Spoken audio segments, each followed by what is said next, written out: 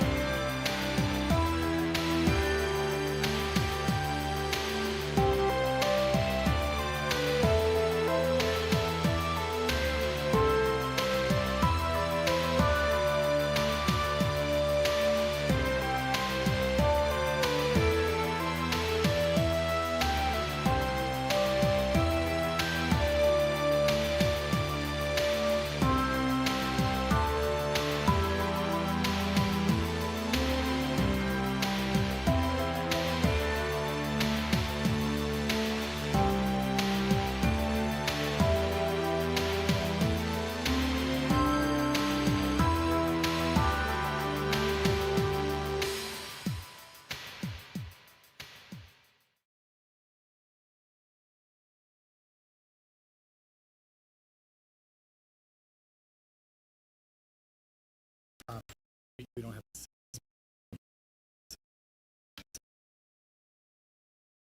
Okay. On, right? Good. Okay. I would like to welcome you to the January 7th, 2026 meeting in the Levittown Board of Education. May I have a motion to reconvene the meeting? Phyllis, do I have a second? Mike, all in favor? 6-0. Okay. We're going to do the Pledge of Allegiance. Please rise, please. I Pledge allegiance to the flag of the United States of America and to the republic for which it stands, one nation, under God, indivisible, liberty, justice for all. Thank you. May we please have a moment of silence to remember all those serving our country at home and overseas.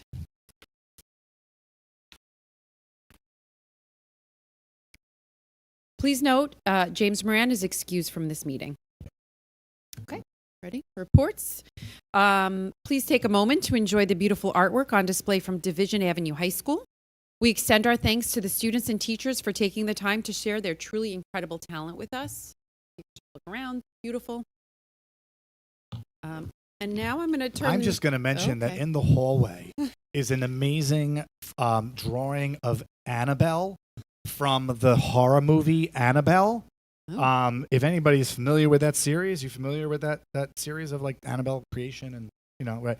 It's amazing. I already asked the student if I could purchase it from the students. You might want to look at it now before I buy it. All right. Well, I will go It's and amazing. now I have to watch this show. It's really scary? Oh, it's a series. It's a Conjuring. The Conjuring.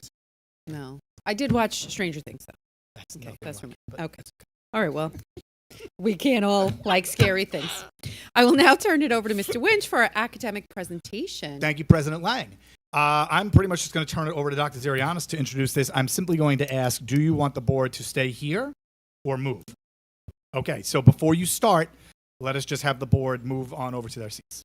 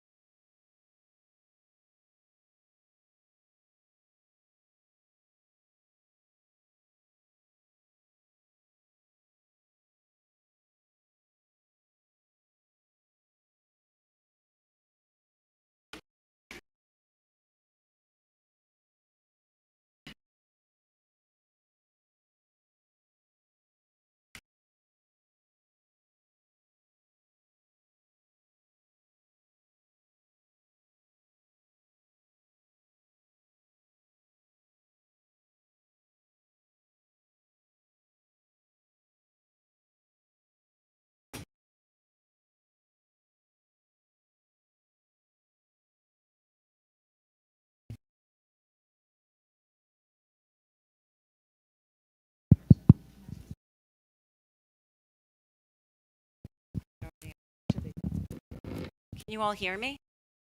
Yeah? Derek, this is on? Oh, okay. Hello, everyone. Sorry for the delay. Tonight, I'm pleased to introduce our Director of Elementary Education, Michelle Kelly, for our first student academic presentation of the year. Tonight's focus is our K-5 Elementary Career Exploration Program. I want to thank Michelle for her leadership in bringing this work to life. She has dedicated countless hours to ensuring the quality, coherence, and integrity of this program, and I'm deeply grateful for her commitment to doing this work. This program began as a seed idea that emerged from a National Board of Education conference and has grown into something that truly sets Levittown apart. Many districts talk the talk of career awareness education, but Levittown is fully walking the walk with intentionality. Although I know Michelle will speak to this more fully, on behalf of the Central Administration and Board of Education, I want to thank the teachers who have been instrumental in the design, development, and delivery of this program, as well as our principals for their support and leadership in bringing it to life across our schools. Thank you to the students participating in tonight's presentation, of course, as well. And also, I would like to thank our Board of Education for their continued support and for their belief in the value of innovative learning experiences for all students. At this time, I am proud to turn our presentation over to Michelle Kelly.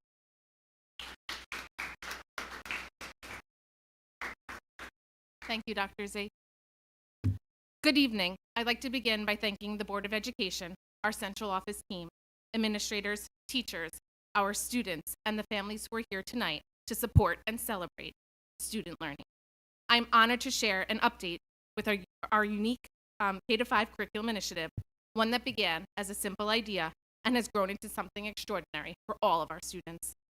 Last year, we launched our one-of-a-kind career exploration program across all 6 elementary buildings. Through the special area class, students are introduced to a wide range of career clusters. They engage in hands-on activities, conduct research, and explore careers across multiple fields, helping them understand not only the jobs that exist in our world, excuse me, also the hard and soft skills needed to succeed in them. Embedded through the curriculum are essential lessons in digital literacy and digital citizenship, ensuring students learn how to use technology responsibly, safely, and effectively as they explore future possibilities. I am both humbled and honored to be part of this work that went into creating this program. I want to extend my thanks to our career exploration teachers who have brought this vision to life. I would especially like to recognize 2 individuals, Brittany Cerrone, a career exploration teacher at East Broadway and teacher on special assignment, and Jen O'Brien, a 5th grade teacher at Summit Lane Elementary School. Their creativity, dedication, and collaboration were instrumental in bringing this curriculum from an idea to a fully implemented district-wide program.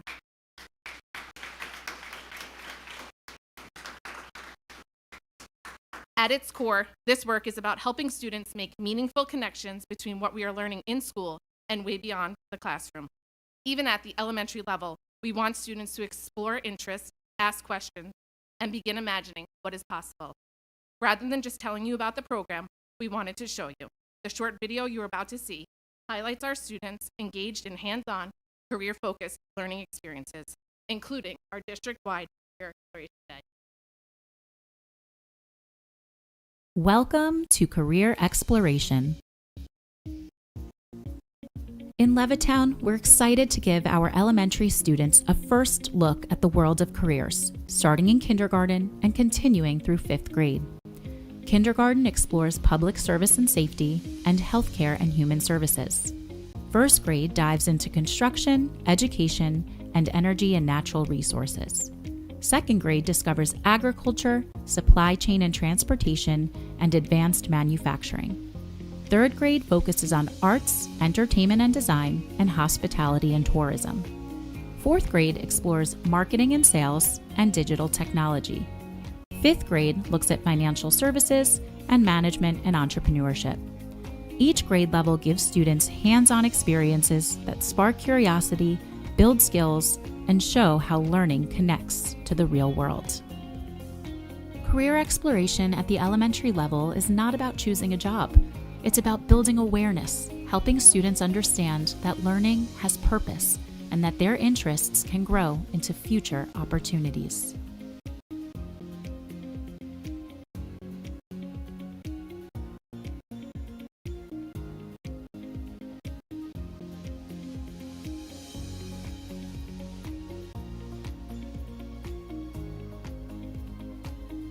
It's like we're having. Yeah, sure.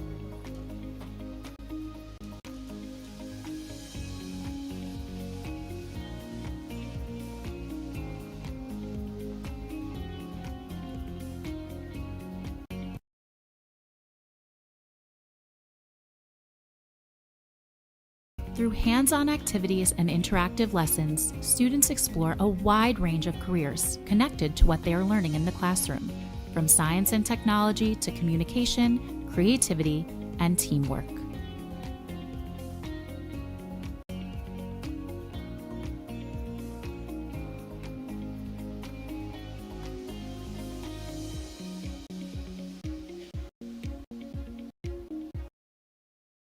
So we built a house with 2 slides, a chimney on top, a ladder, something, and we built a little pathway with grass.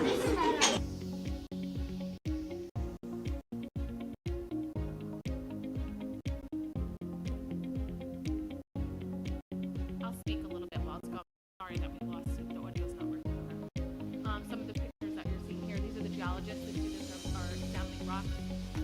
occupational These therapist. experiences encourage students to ask questions, work collaboratively, and think critically, skills that are essential for any future path they choose.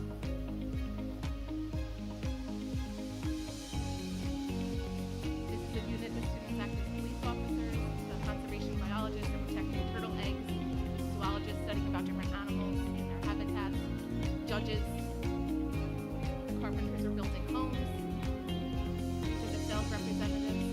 I'm sorry. Career Exploration Day gives students the opportunity to meet professionals from a variety of fields. These real-world connections help students see how classroom learning applies beyond school and introduces them to careers they may have never considered.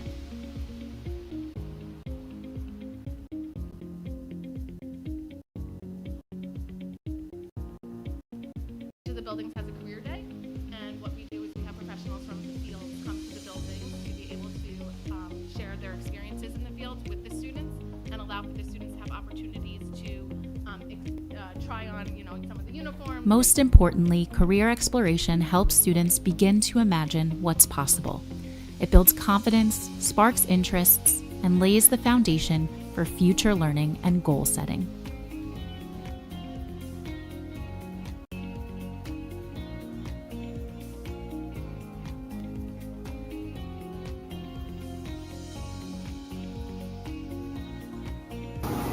Hello, my name's Uni. And as you can see, I'm a unicorn, and I love pink sundaes. Hi, Uni. I'm your voice actor, and my name is Lily. I'm the one who makes you speak. But that's not possible. I talk for myself. See? I will make your voice deep. Wow, I guess you were right. Well, bye. Bye. Thank you to our central office team and Board of Education for supporting us students and our futures. I'm gonna have to call our technician in. He's right outside. I apologize for some of the video that we lost audio on it, but I hope that you were able to see the different experiences our students are having in the classrooms on a regular basis. It's truly been something that I am so honored to walk into the classroom and see what the students are doing. The teachers have done a phenomenal job at taking this small idea into something that really, the kids are so excited to come to Career Exploration. They run to the class. They're excited to talk about it. So it's really been a proud moment for Levittown. This evening, you're going to also hear from our students representing all of the 6 elementary buildings and even one student that came back from our middle school. As they share their experiences and what they have learned about the various careers through our Career Exploration program, their voices are truly going to have to take back this work. So as we transition to the student presentations, I would also like to thank Nikki Kessler, our art teacher from Northside, for the beautiful work creating the Career Town backdrop, which helped bring this presentation to life for our students. Thank you for your continued support of innovative learning opportunities for our students in Levittown.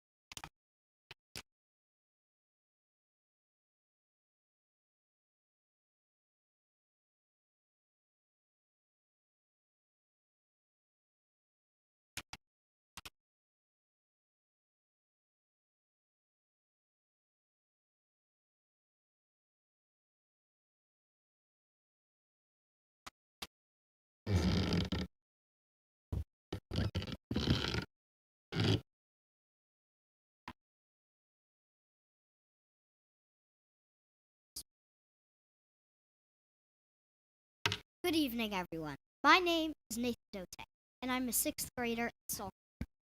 I want to welcome you to Careertown, a place that reminds us a lot of our own home, Levittown.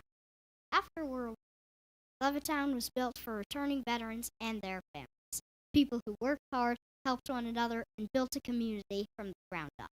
Today, our students are learning about the many careers that keep communities like ours strong.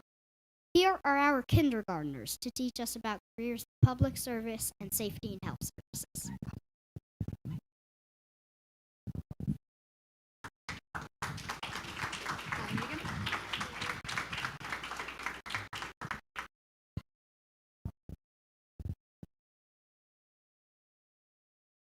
Before the festival starts, I will keep everyone safe. And that's what police officers protect and help our community.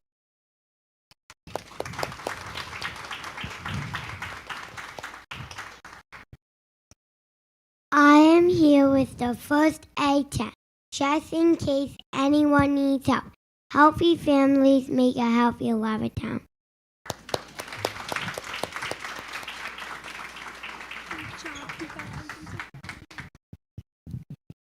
In Careertown, we celebrate the builders and educators who help create strong communities and guide us every day. Our first graders are ready to show what they've learned during their construction and education classes.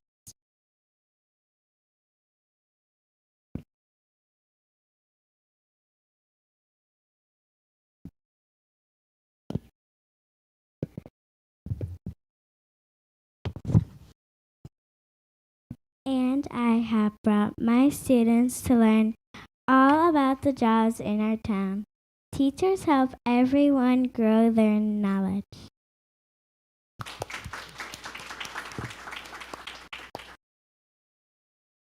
The lights on the stage are all ready.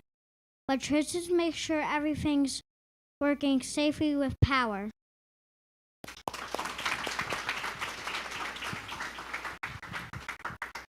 Great work, first graders. Now we're moving into careers that keep our world fueled and running, the agriculture and advanced manufacturing clusters. Our second graders are ready to share how these jobs help both Levittown and Careertown grow. All of the fresh fruit and vegetables for the food tent came from my farm. Farmers feed our community just like they did when Levittown was surrounded by farmland.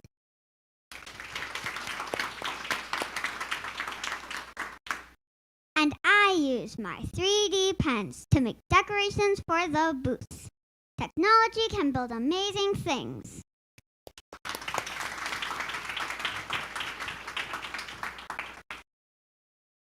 Our celebration continues as we explore the arts, entertainment and design, and the hospitality and tourism career clusters. Careers that bring creativity, entertainment, and amazing experiences to our community. Let's hear from our third graders. I made a cartoon to play on the big screen. It shows how teamwork makes Careertown great. Take a look at what I created here in Levittown.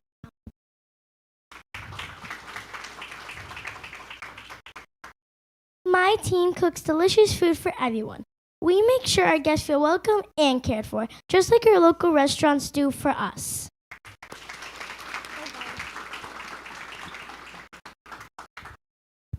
Careertown keeps things moving with marketing and digital technology to careers.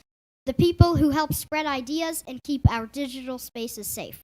Our fourth graders are here to tell us more. I help design posters and ads to tell people about our festival. Marketing helps share ideas with the world, and we're proud to share what makes Levittown special. And I protect our town's website from hackers, so people could safely buy tickets online.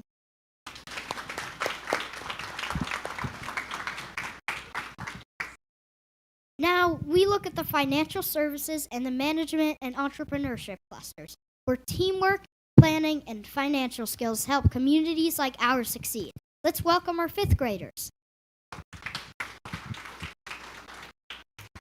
I collect the festival funds, bank trailers help people save, spend, and plan for what matters most. And I made sure everyone's hard work came together, from the farmers to the electricians. That's what project managers do, help teams reach their goals.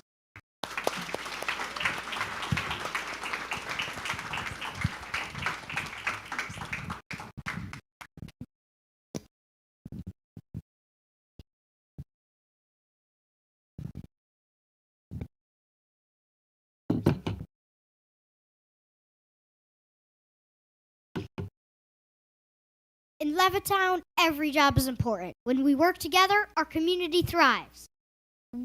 We are the future, and the careers of tomorrow start with what we learn today.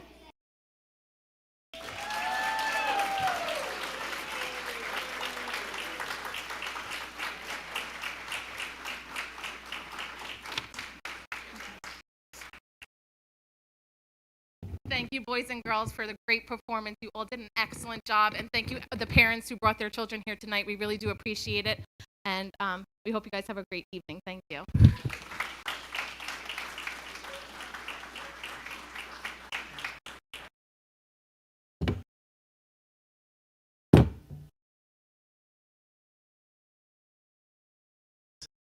Okay, so we are going to do a bunch of photos, all right? So if I could just have the Board of Education come on up here, and I guess if we can just, we're going to probably have to scrunch up a little bit, right? So I guess if we can kind of come forward a little bit.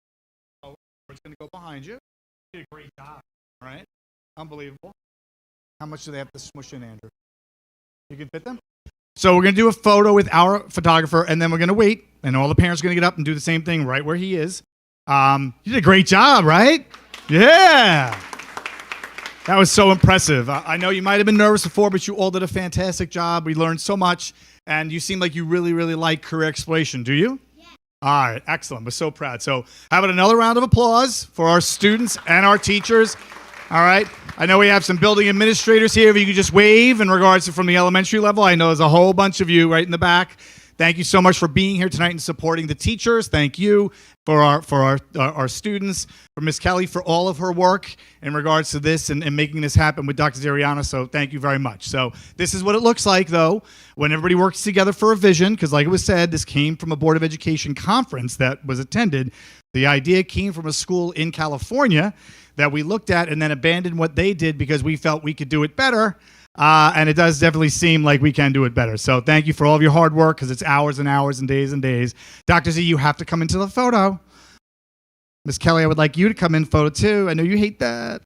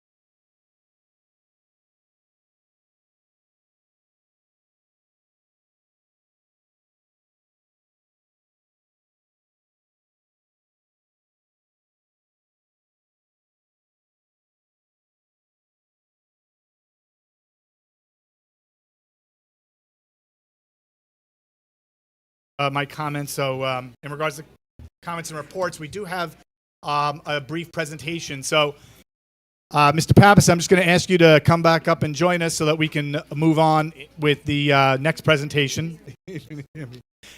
Anybody else, if you would like to stay, our next presentation is on bus electrification. Anybody that doesn't want to stay, feel free to exit if you'd like. So, Mr. Fabiano, I'm just going to briefly introduce this, right? All right, and then we'll get into it. So, as a reminder to the Board of Education, we have been talking about bus electrification for quite some time. And though, while we are concerned about the timeline, that the timeline is not appropriate, we still have to make sure that, you know, we're ready to be able to comply with the timeline if none of those things changes. As of right now, there are no changes to the timeline, which is that by 2027, you cannot purchase any more gas buses, and by 2035, you cannot use them. There are some extensions from the 2027 that you can apply for. And we hope that there will be extensions for the 2035. They just don't exist yet. But it does appear that one of the components of applying and getting granted a waiver would be a study completed that shows what you need to do in regards to having your buses electrified. Wendell is a company that does these kind of studies. I had seen them present, I think it was at a superintendent's conference up in Saratoga several years ago. And then I had joined a facilities meeting here with Mr. Fabiano where Wendell presented about what some things they can offer. But we definitely should have some conversations just about what those next steps would be and what an electrification study is. And I know that I did see Mrs. Reeves in the audience. She's here, yep, from transportation, as well as Mr. Camerata from facilities. So I thank you for joining us for this as well. But now I guess I probably said everything you were going to say, Mr. Fabiano. But if you want to introduce Wendell, go ahead. Yeah, no, that's great. Thank you for that. With us tonight is Rachel Carpatella. Did I pronounce it correctly? From Wendell Companies, who provide this service. So she's going to take us through a very brief presentation, the benefits and the need to do this, and really at this time. They represented many districts on Long Island, many districts across the state, and I've spoken to several of them, and there are a lot of satisfied customers out there. So with that, I'll hand it over to Wendell. Thank you, Mr. Fabiano. Can everyone hear me through the mic all right? And that's working for the broadcast? Okay, thank you. So I'm Rachel Carpatella. I'm a business development manager with Wendell Energy Services. And it's not too long ago that I was going to school here on Long Island and looking up and wondering why we didn't have solar panels on our roof. So seeing today's presentation with the students thinking about their careers, it's kind of interesting to think about how they're thinking about their buses and their buildings today. During the presentation, I will give you an introduction to Wendell, an 85-year-old company. I'll give you information on zero emission transition plan goals, walk you through what that transition scope of work looks like, discuss utility requirements. Do we have enough electricity here to actually do this? Well, let's talk about it. We'll talk, really importantly, about NYSERDA program and funding opportunities. This is heavily incentivized financially by the state, and we will have time for Q&A.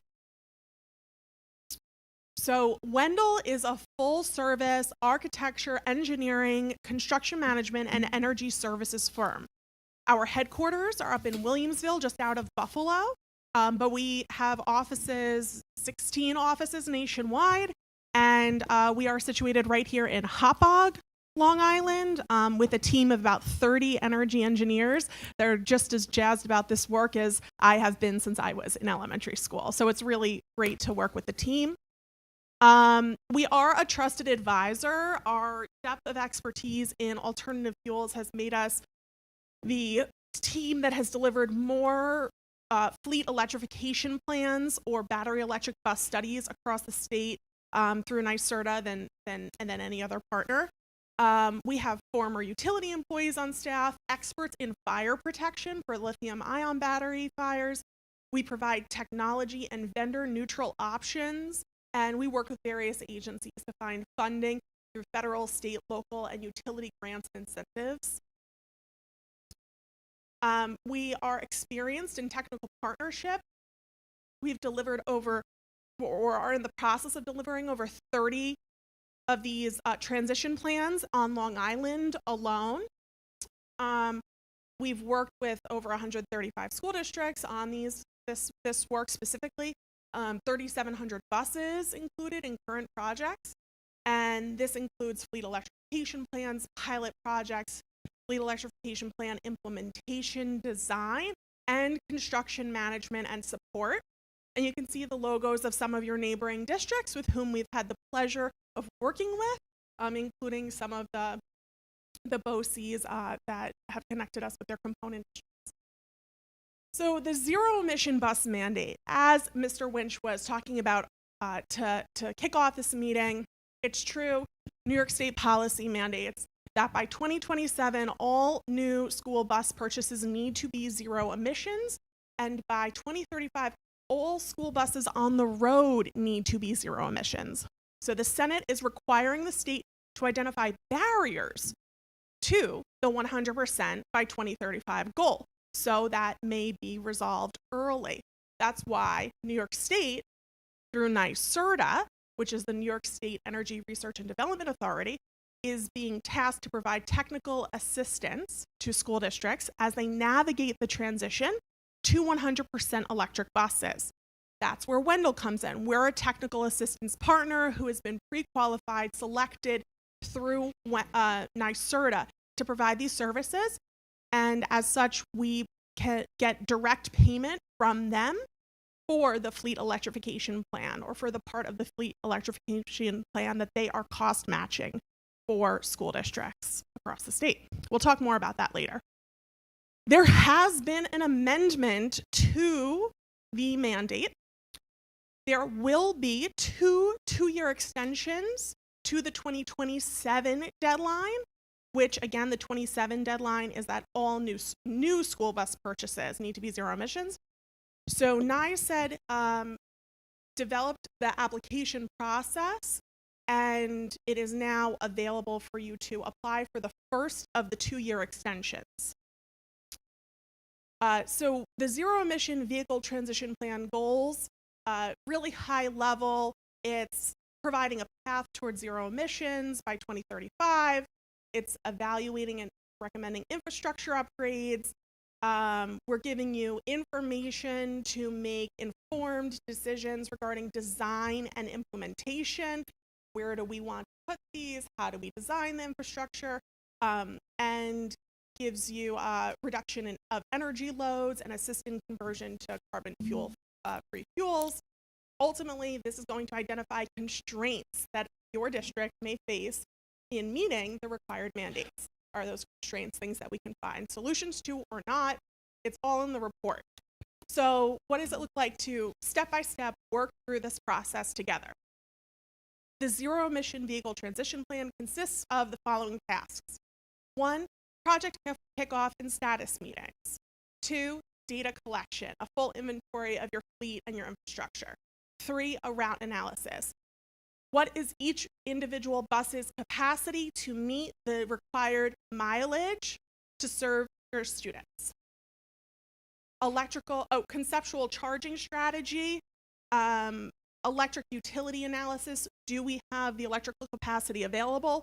Where we communicate directly with the utility, and that then informs the utility how they need to plan their infrastructure expansion. And that's also something that is really helpful in feeding back to New York State to advise if this is really feasible for your district or not. Concept development and phasing plan, transition plan cost estimates for your budgeting, and then final report and presentation. And that final report is what you're delivering back to New York. It can be used when you're filling out NYSED forms annually. Okay, the battery electric bus options, we see these are, so you are likely familiar with these brands of buses. They are some of the largest in the nation, if not the largest, and they have now, innovated their technology. They have battery electric bus options. This is not an exhaustive list of battery electric bus options on the market, but these are some of them. And as we're, transitioning with this innovative technology, well, how does our grid handle that? So that's where the utility requirements come into play. Doing a full analysis of your current energy use, current diesel use for your buses, and how much electricity will be needed for the batteries to be able to meet the demand and the requirements of the students. Yes. Ms. Hall. Suppose our grid can't handle this. Like, who gets our electric company to up it? You do that? Is that what you do?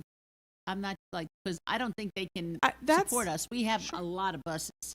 Sure. So the way that works is that we provide the information to the utility, which is part of the joint utilities, and they report to the New York State Public Service Commission. And the Public Service Commission will rule on how the utilities need to upgrade, right? Or not, right? That's the role of the Public Service Commission. Right. Thank you for that question. Okay, so really, thankfully, New York State has said you have to do this, but they're not just putting the cost onto the schools. They are saying, well, we're funding this, and that's through NYSERDA. Levittown School District is able to access a 75% cost match for the fleet electrification plan. As I mentioned earlier, Wendell, this is just for the plan. We're just talking about the transition plan. There will be funding for the buses. I'll talk about that on an upcoming slide. As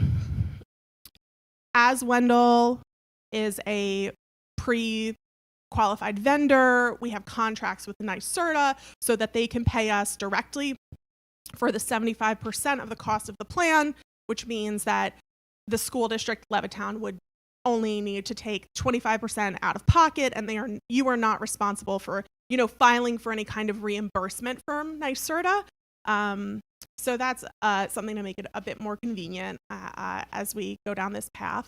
So anything else to say about NYSERDA? It's just they're a great partner in this effort, and we really value how they lead this work. So the New York School Bus Incentive Program is where you have a $500 million allocation from the Environmental Bond Act, and that helps to fund school bus and charging charger purchases. So here on the screen, you can see the grants and incentives for school buses. Most of the buses that you're purchasing are probably Type C. You can get about $200,000. And if you do a NYSERDA fleet electrification plan, you can get vouchers for an additional 4 buses. So without the fleet electrification plan, you would only be able to access vouchers for 6 buses. With the fleet electrification plan, you're able to access vouchers for 10 buses.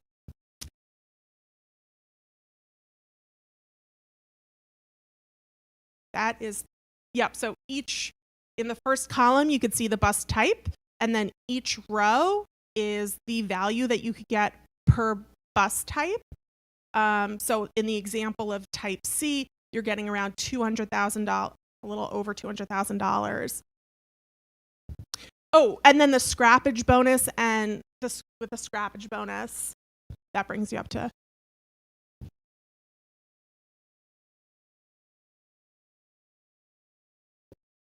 about that.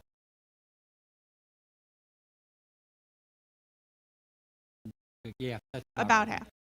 Oh, a little bit less.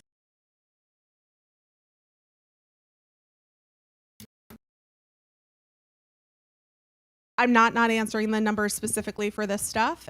I do have an energy engineer who predominantly works on this effort, who couldn't be here tonight because of illness. So if you want me to get those exact numbers back to you on averages, I'm glad to do so. It's just not something that I'm prepared to speak to tonight, and I apologize for that. But Mike gave us you told us how much, so we kind of have an idea. Yeah, I mean, that's a ballpark figure. We're only talking ballpark. Basically, what they're doing is this would fund the difference between a gas bus and electric bus is basically the intent there. So it wouldn't be any additional cost to purchase the electric versus the gas. So they're paying the additional upcharge for the electric bus.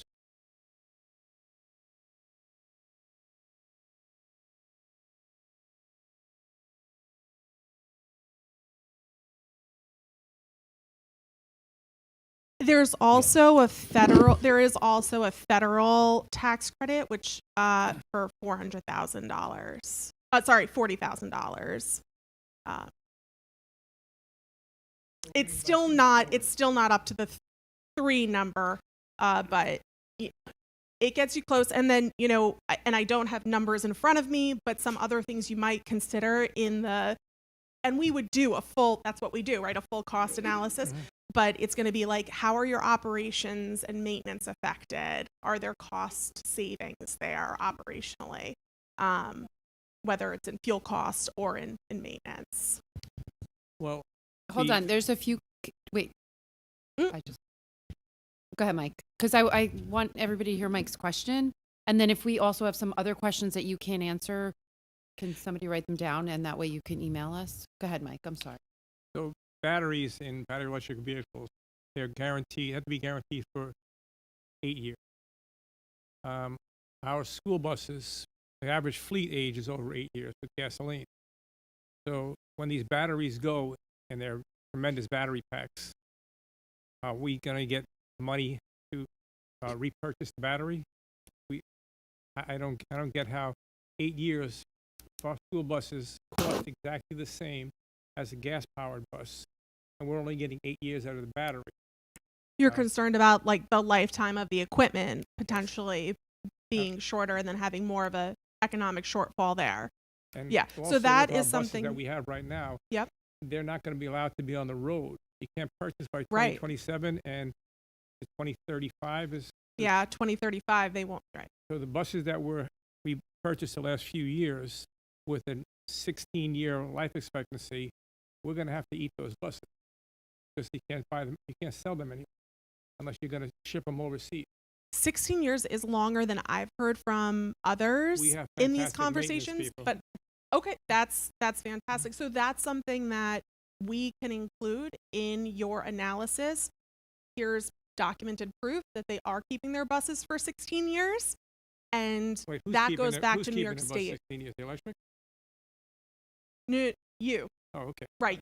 Yes. So I'm saying that like this is a vehicle for you to communicate that economic shortfall or gap to New York State through the NYSERDA funded fleet electrification plan. I could say that otherwise if that's helpful. No. Nope. Okay. Okay, great. I just Were there other? I don't think there's much of a market for a used bus that can't be used unless you're doing a Partridge Family reunion. And I'm not School arguing that buses, there is. yeah. I'm really supporting that we would want to get that information I to just New should York preface State. something. I've been driving plug-in hybrids or full electric since 2010. And I'm sorry. I've been driving plug-in hybrids or fully electric vehicles since 2010. I'm looking at it from standpoint, the infrastructure has not improved much over that period of time.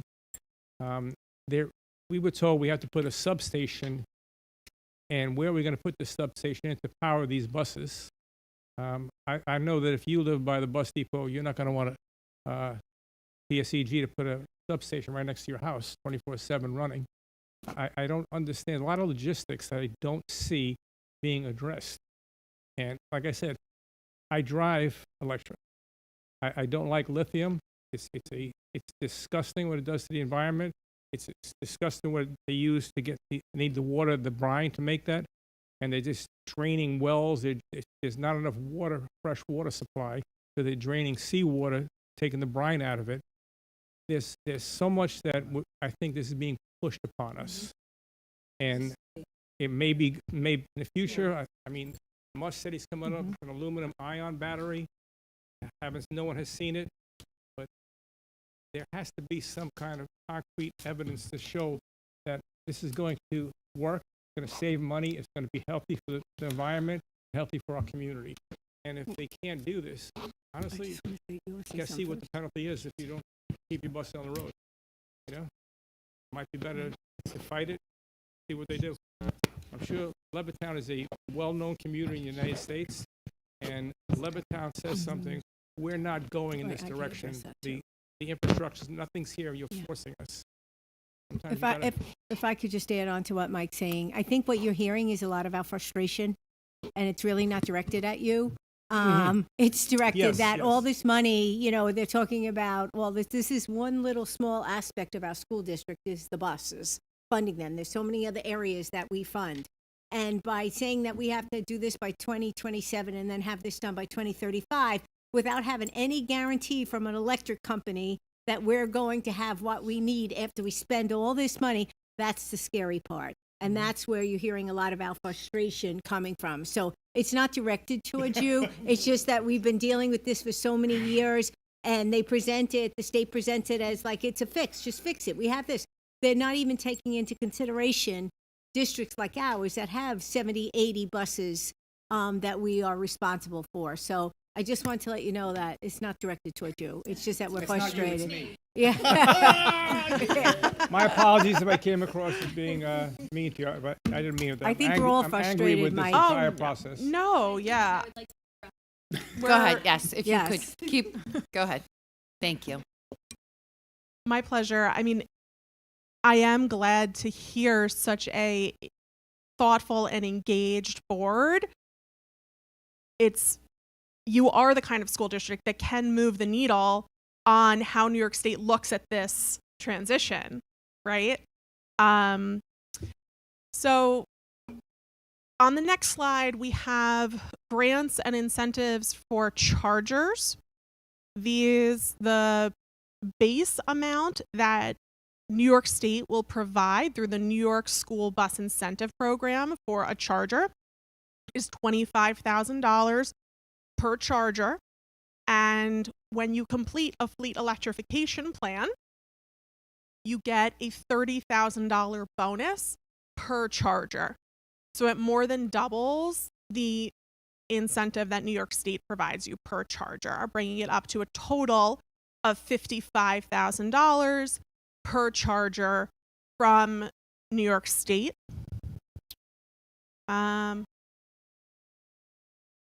We looked into that for you guys. Yep, there's no way to qualify you for that. Yeah. New York State has taken a number of, different metrics and identified priority districts. Yeah. But thank you for the question.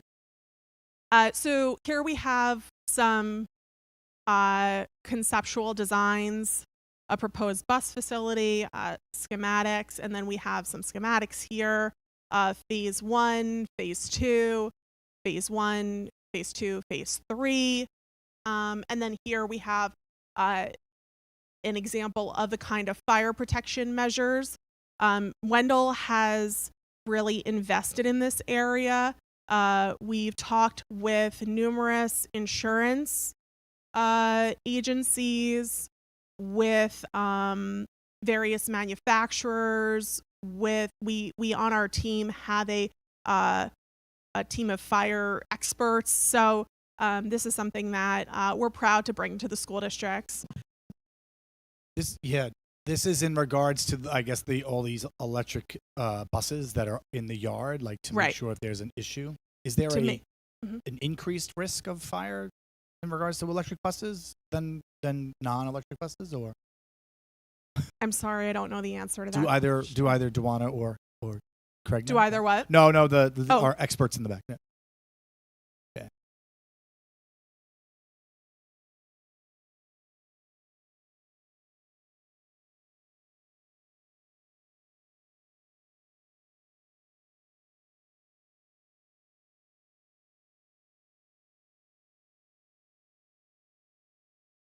I guess I'm thinking of it like, you know, in your kitchen at home, you want to have one of those special outlets to make sure that your electric, outlet doesn't create a safety issue. So since we are designing new infrastructure, designing new layouts, it's the time to include those safety precautions in that design. Before we go into questions, I would like to quickly lay out what next steps would look like if you decided to move forward with something like this. We would provide you with a scope of work. You would sign that. We would submit it to NYSERDA on your behalf.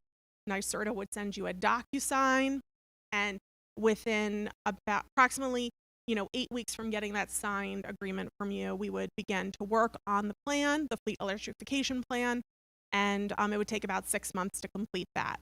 So I want to thank you all for the opportunity to share this information with you, for listening, for your thoughtful questions and feedback, and I welcome any questions you may have. I'm just going to ask maybe for the board, because the board, this isn't on the agenda to decide or not tonight, but could you provide us I know you mentioned about the different credits, right? Because one of the main incentives of doing the study is the incentives that the study then lets you have access to, right? Whether it's on the charger or on the bus.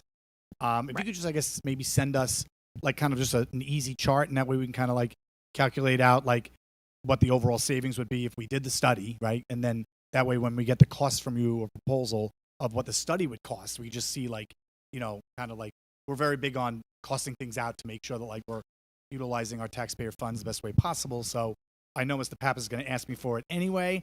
And so if you could just provide us with that chart of basically the incentives we would get, and then, I guess before you send us a proposal, we'll talk about whether it's something we'd like to do, but then we at least would have that. Yes, I'm glad to send you a comprehensive chart from the finance. Yep. Mr. Pappas.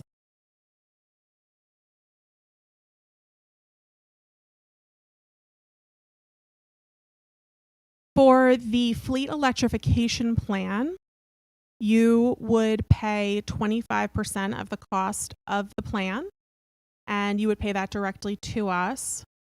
And I'm not sure if part of that is upon contract signing and parts upon conclusion. That's correct. The other 75% of the fleet electrification plan funding comes directly from NYSERDA to us. You do not need to file for any kind of reimbursement from NYSERDA. Okay. And you'll send that to us I'm over here, sorry. You'll send that with pay, because I need to process and look and digest, because there was a lot of information that's really important.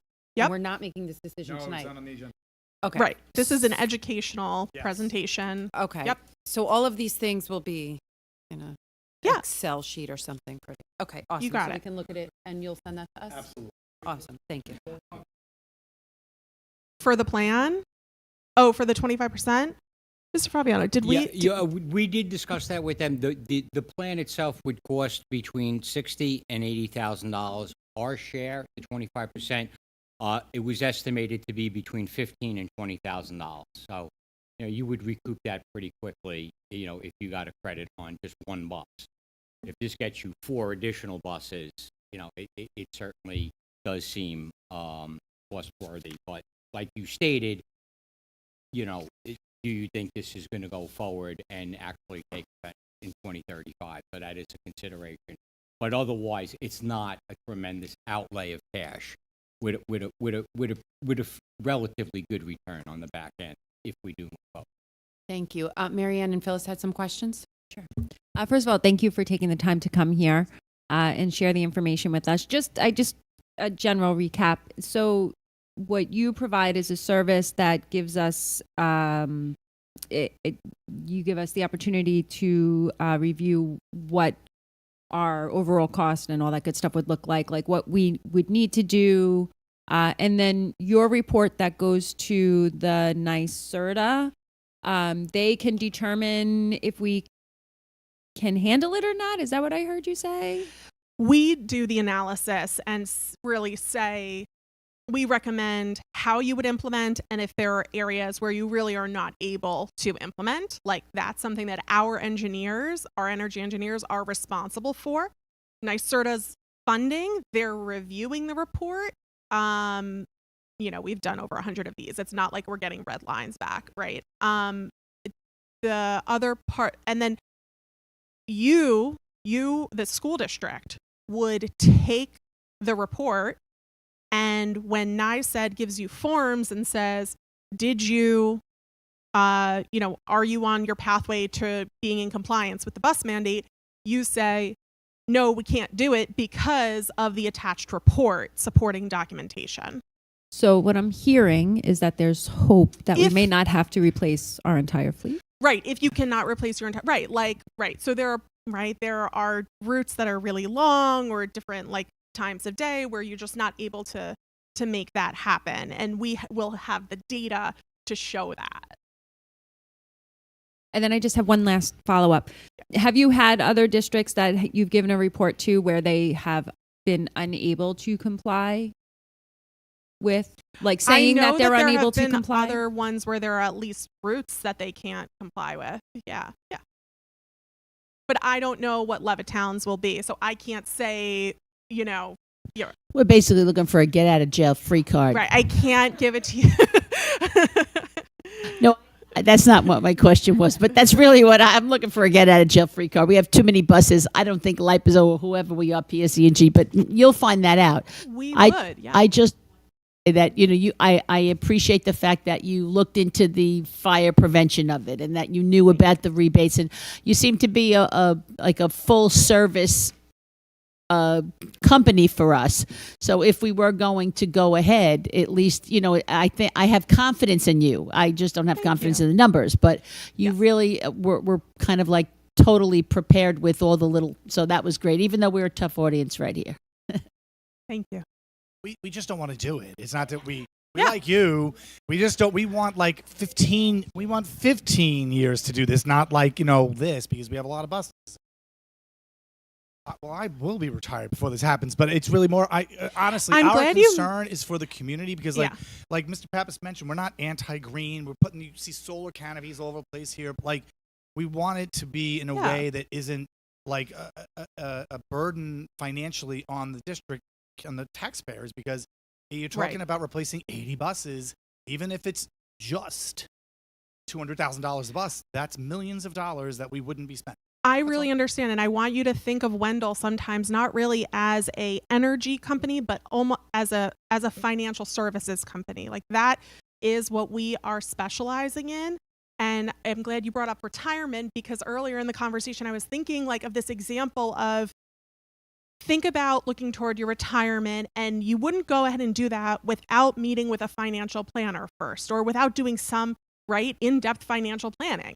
And that's really what the fleet electrification plan is. This is your time where you're doing your financial planning and getting ready for your retirement. It's just not for you, it's for your diesel buses. Retirement party. What? I hope my metaphor did not confuse anything. Okay, thank you. Yes, Mr. Pops.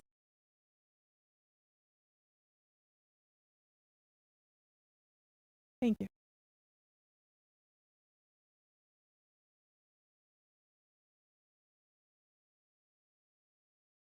My own opinion, I don't think it's a bad idea to do it.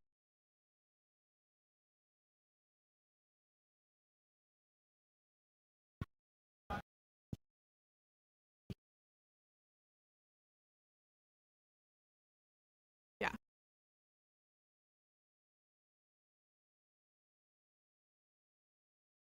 One bus. One bus, that's it. One bus. One bus and done. Okay.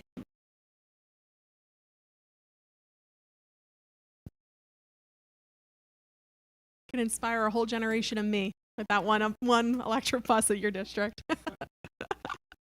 Okay. Yes, okay. Thank you so much. Yep. Thank you. We look forward to hearing from you and reading your report. Yes. Okay, good. Thank you. Yes, I love it. And thank you, Joanna, for answering our question. Moving on rapidly. Mr. Fabiano, you heard that word, right? Rapidly. He's just going to give a brief presentation on just introducing us to the budget process for the 26-27 school year. Just as a reminder to those, the board is adopting the calendar for 26-27. There are copies out there if anybody in the audience wants to take one. It's a draft until it's adopted tonight, but since we're adopting the calendar for next year, Ms. Fabiano is going to briefly talk about our budget process for next school year.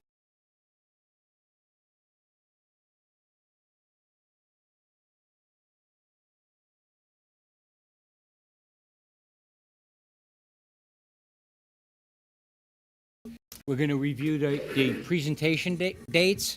And I just wanted to talk a little bit about the state controller's audit and how that might play into the development budget process, and then just the key pieces of information that are yet to unfold before we can complete the actual process. So part of our goal this year is to make the presentations brief, more to the point, and we're really going to do our best to try to eliminate any overlapping between departments or any presentations that were made previously. So facilities and operations, we're not going to go over our points of pride. We've done that already on the summer projects. So like I said, we're going to try to make that quicker. So this is the schedule. It remains relatively the same. We move some things around. But in here, I just I think we're gonna put a renewed focus here on the review of our fund balance plan and our reserve. So at the February 25th meeting, we'll have the state aid numbers, and we're going to review the reserve and fund balance plan. That's important because we are expecting the state controller to release their audit report sometime in the near future. I'm just going to briefly remind you that this started back in April of 24, where we got the initial communication that they were coming in. They didn't actually start field work until October of 24, but even with the field work, that's been over a year. We thought that we would have the report by now. We're being told it could happen shortly, but we still haven't had any indication of when we're going to get it. What we will try to do is we will try to address some of the issues that we had talk about the issues we had in the previous controller's report and what we know they're going to talk about in the new audit report. And that, again, is looking at our reserves and is looking at the generation of surplus within our budget. So we're going to put that at the forefront at the February 25th meeting. I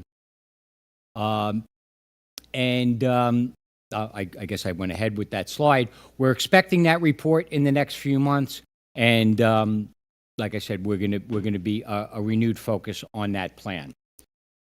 Finally, the tax levy limit. We just need some final information. Our building aid numbers will come out when the executive budget is released, as well as the foundation and expense-based aids. And so that will be kind of the final piece of the puzzle, and we'll know. Then we'll have both sides. We'll have both the appropriation side, what we plan on spending to support our programs, and then how we're going to fund it. But those are the missing components there. And then one other decision to be made, if there would be any other propositions on the ballot. As you've come to know, I like additional propositions on the ballot. And the one we'd be considering this year would probably be a capital reserve expenditure proposition. Do you have any questions? I'm sorry. Going back to the slide that had the review of the dates, the review of the presentation dates. On March 25th, it's those three things: the review, the adoption, and the staffing enrollment presentation. Yep. So are we going to have access to the staffing and enrollment presentation beforehand? Like if we're going to adopt the budget, we should have like an idea. Yeah. Well, okay. Ms. Cadiz will be doing the staffing and enrollment presentation, and that is not the exact Okay. I just don't want order like of the public night. to think like it's automatic. We're like, yeah, we're definitely going to approve it, and then Now we'll that read you've the data. adopted the budget, we're going to tell Yeah, let's you look who about we're gonna why we need, hire. you know, Yes, okay, that thank would you. be yeah, good. Thank you for. Yeah. Thank you. We went through an audit like this before when our reserves were much higher. And that's also when you only had to have 2% reserve. We had over that. What the state doesn't do in these things is to, the projects that we've done through capital reserve are interest free. And when you're paying 5, 6, 7%, even 8% just a couple of years ago, that's a cost to the taxpayer. So when you set aside money in your reserves, and you make a capital reserve like you're talking about here, that's a savings to the taxpayer. We couldn't have done this, the air conditioning of these buildings, all the work that we've done over the years, if we were paying interest on this. Like I said, we're not looking at 10% reserves. We're looking at 4, maybe 5%. For the most part, you get a slap on the wrist.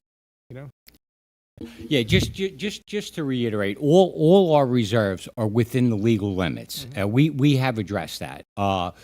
We are within the 4% undesignated unreserved fund balance. We have addressed concerns that they had that our unemployment insurance reserve was overfunded. We addressed reserves that our EBLR reserve shouldn't even exist. All those monies, as you stated, were then funneled to properly through board resolutions to the capital reserve.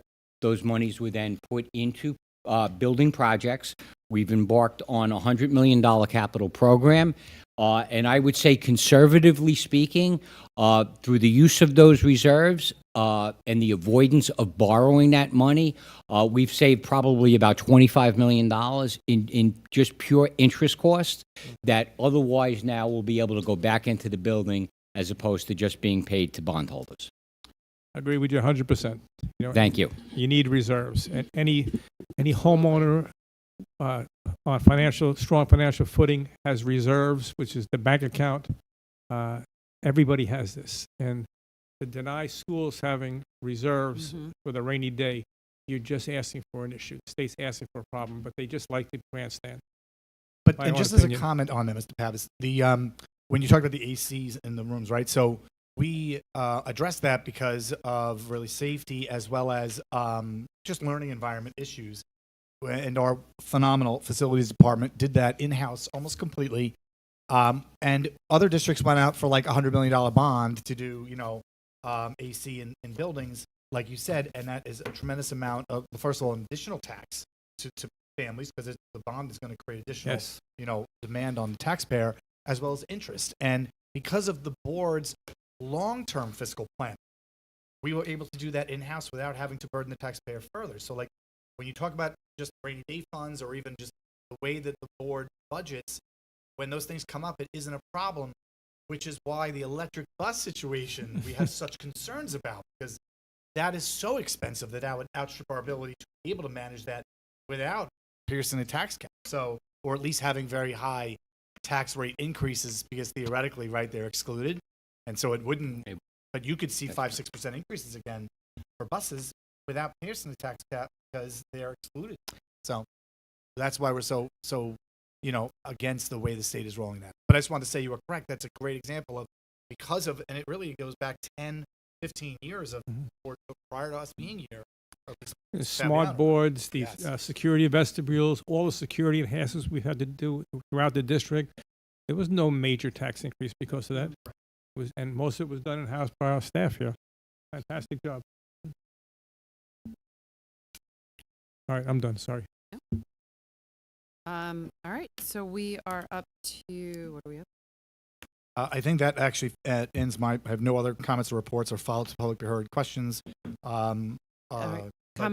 I was just going to mention that in your folders on your desk are two things. There is a communication from Matty Buckies that he had asked me to share with you. It is my conversation with him, so you just kind of look at the bottom. It's really just about the calendar, but he just asked that the board receive that. And then I also have a copy of the addendum that we will be suspending the 24-hour rule tonight for both a schedule addition as well as a emergency contract. Correct. And so, other than that, thank you. We are up to Board of Education comments and reports. Does anybody have any comments or reports? Okay. So we'll move on to the student liaisons. Who'd like to go first? All right, Sarah it is. Okay, hi everybody. Welcome back. I hope you all had a great New Year and holidays with your families. So To start off, back in December, our Science Olympiad team received second place in the South Windsor Invitational out of 36 teams from Massachusetts, Connecticut, and New York that competed. So we're very proud of them and all that they have achieved. We also had, within the 2 days prior to holiday break, the school was definitely filled with music. The brand new Elfgram fundraiser by Tri-M was a huge success. Tri-M members delivered candy canes to teachers and staff members, came into their rooms, gave them a little holiday song, as well as rang some bells for them, just a way to really spread the holiday spirit. So the students and teachers both really enjoyed this, with students saying it was so much fun to be able to spread this holiday cheer, and teachers like Miss Cordiello saying that they absolutely loved it. It was a great new initiative. We had a ton of students volunteering to go in between periods, and it was a lot of fun. Additionally, the CD Skills students had their annual holiday sing-along that was run by Miss Sellers, and chamber orchestra, choir, and jazz band performed for Holiday in the Halls to get everybody in that holiday spirit right before we all left for break. Yesterday, Miss Wheeler's anatomy and physiology classes visited St. John's University for a hands-on learning experience. So students learned CPR as well as how to use an AED. They explored the stimulation center and got to practice in the simulated ICU. So there were a bunch of mannequins that students were able to see and almost like be a part of, so administer medicine to, do CPR on, which was a lot of fun for them. And it was a great chance for students to be in the environment and decide if healthcare is the career path for them.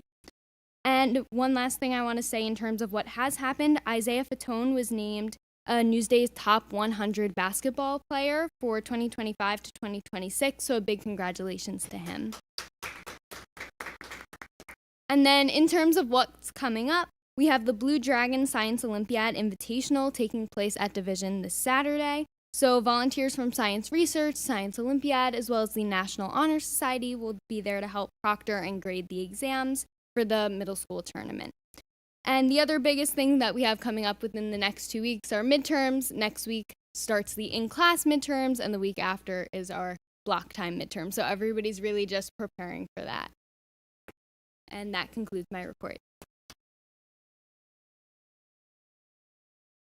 All right, thank you, Sarah. Good evening. I would like to begin my report by wishing all of you also a happy and healthy new year and all the best for a phenomenal 2026. Since our last meeting prior to the holiday break, we had a few exciting things happen in General Nation. First, on December 16th, Mr. Leahy, Mr. Farney, and Mr. Fazzolari accompanied their business and sports marketing students to Citi Field, where they received an exclusive and all-access look at how a professional sports team runs its organization and day-to-day activities. Upon arrival back to MacArthur, all students gushed about the worthwhile experience and valuable lessons they learned. My brother himself, he also went, and he had nothing but great things to say about it as well.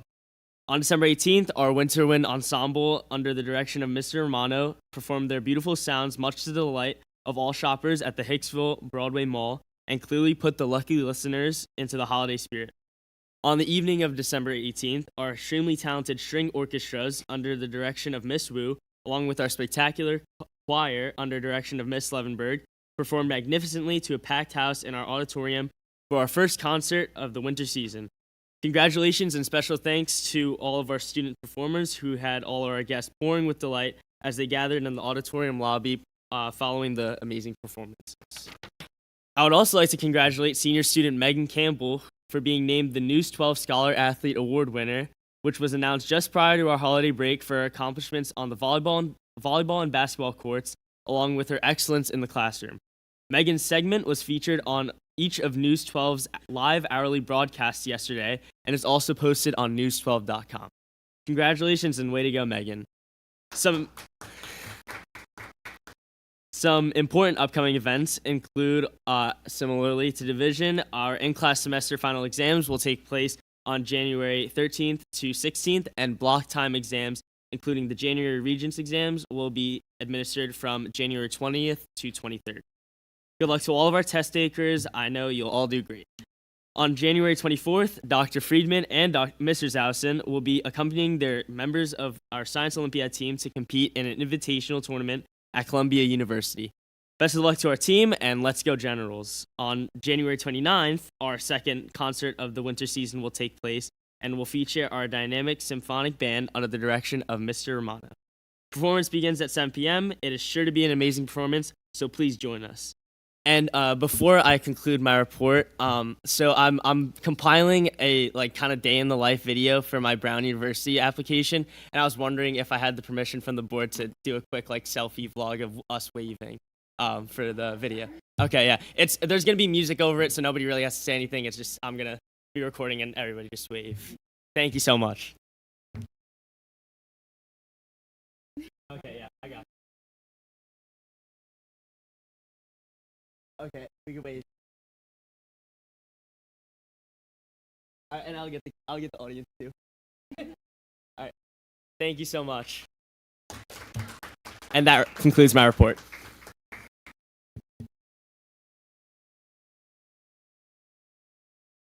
Well, always my favorite part of the meeting. No offense to anybody else, but okay, I'm just saying. Okay, so there's nobody for public to be heard tonight, so we are going to move on to our business agenda. 5.1 budget transfer. Do I have a motion to accept item 5.1 on the agenda? Phyllis, do I have a second? Mike? Any discussion? No? All in favor? Okay. Against? 0? So 6-0. Fabulous. 5.2 schedules. Do I have a motion to accept item 5.2 on the agenda? Phyllis, do I have a second? Marianne, any discussion? No? Okay, all in favor? 6 against, 0.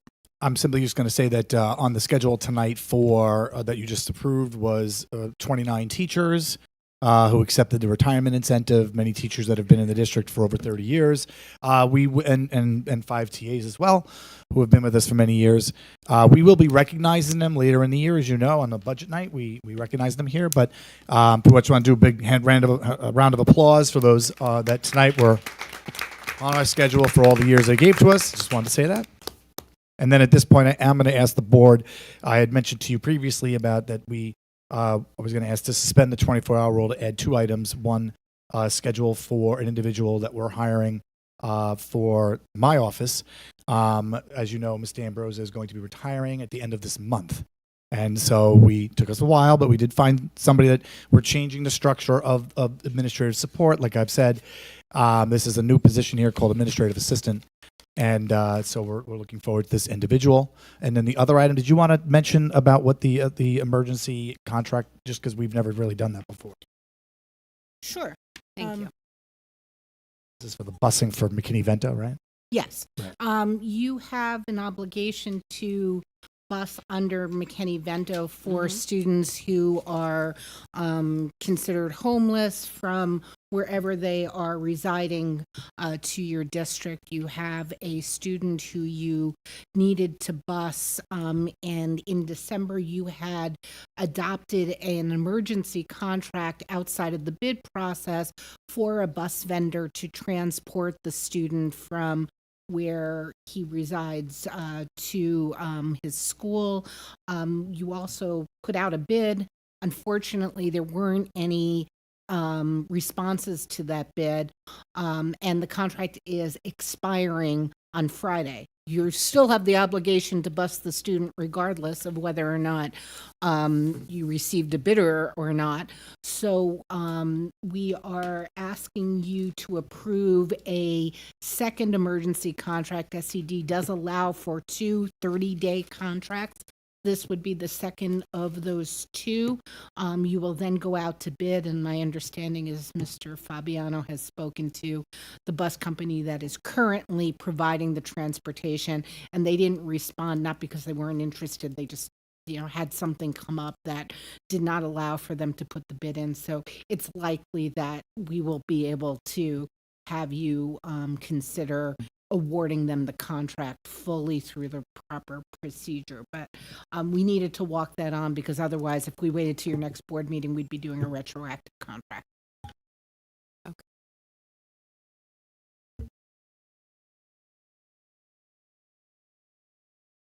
According to SED, for this type of contract, that's the max.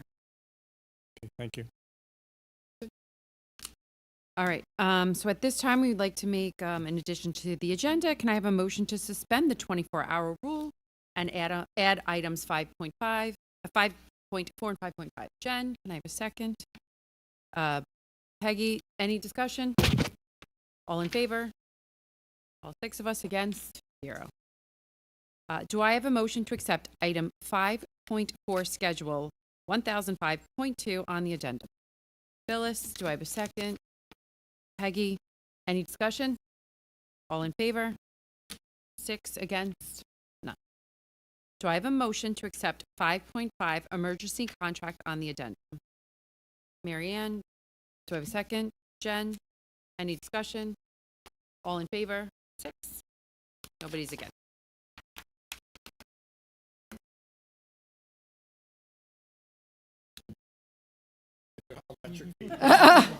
You're plugging in.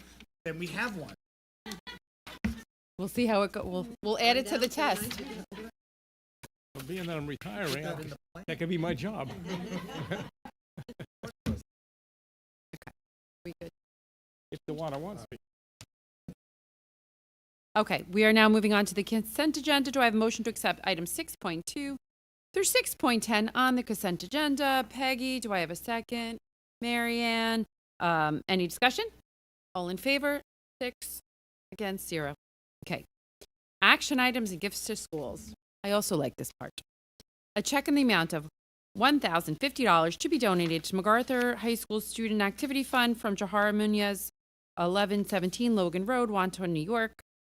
Attached list of books from the Dogman series set and Amulet series set to be donated to Summit Lane Library from the Summit Lane PTA Scholastic Book Fair. And the attached list of books to be donated to the Wisdom Lane Middle School Library from the Scholastic Book Fair. Do I have a motion to accept with thanks item 7.1, gifts to school on the agenda? Phyllis, do I have a second? Mike, any discussion? None. All Thank in you. favor? And against? None. Yes, Mike, thank you so much.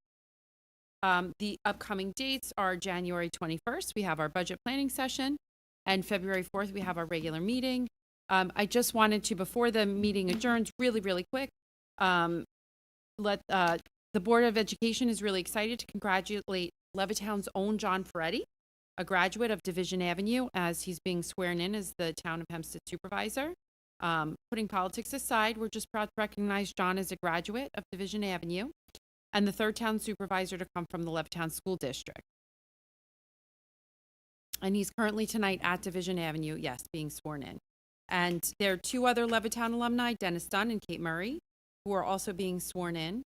We're pleased to host this event at Division Avenue and see our Division Avenue High School band was invited to perform that showcased the pride, talent, and strong community connections that define Levittown. May I have a motion to adjourn the regular meeting? Peggy, do I have a second? Mike, all in favor? 6 against, none. Meeting adjourned. Good night, everybody.